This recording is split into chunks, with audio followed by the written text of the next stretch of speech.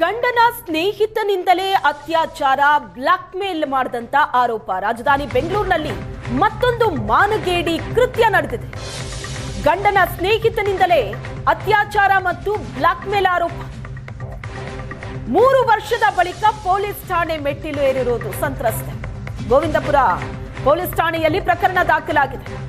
ಗಂಡನ ಸ್ನೇಹಿತ ಮೊಹಮ್ಮದ್ ಜಹಾಂಗೀರ್ ವಿರುದ್ಧ ಸಂತ್ರಸ್ತೆ ದೂರು ಕೊಟ್ಟಿರುವುದು. ಸಂತ್ರಸ್ತೆ ಗಂಡನ ಕೆಲಸಕ್ಕೆ ಆರೋಪಿ ಜಹಾಂಗೀರ್ ಸಹಾಯ ಮಾಡ್ತಾ ಇದ್ದ. ಗಂಡನ ಸ್ನೇಹಿತನಾಗಿದ್ದ.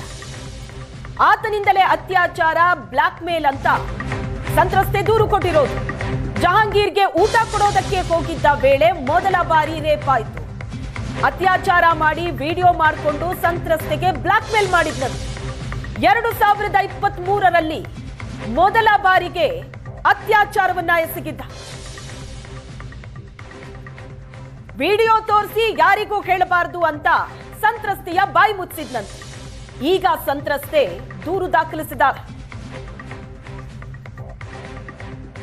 ಇವತ್ತು ಬೆಂಗಳೂರು ನಗರದಲ್ಲಿ ಗೋವಿಂದಪುರ ಅಲ್ಲಿ ಒಂದು ಸೂಫಿ ಬಾಬಾ ಏನು ಮಾಡ್ತಾರೆ ಅಂದರೆ ಅವರ ಶಿಷ್ಯಂದರಾಗಿರೋರಿಗೆ ರೇಪ್ ಮಾಡ್ತಾರೆ. ಈ ವಿಷಯ ಹೆಂಗೆ ತಿಳಿಗೆ ಬಂತು ಅಂದರೆ ಇವತ್ತಿಂದ ಎಲ್ಲ 2023ರಿಂದ ಆ ಲೇಡಿ ಯಾರಿದ್ದಾರೆ, ವಿಕ್ಟಿಮ್ ಯಾರಿದ್ದಾರೆ, ಅವರು ಗೋವಿಂದಪುರಲ್ಲಿ ಅವರ ಗುರುಗೆ ಸೇವೆ ಮಾಡ್ಕೊಂಡಿದ್ರು.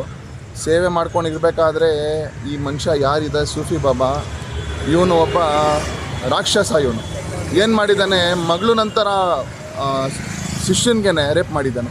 ಊಟ ಬರೆಸ್ಬೇಕಾದ್ರೆ ಕೈ ಹಿಡಿದು ಬಟ್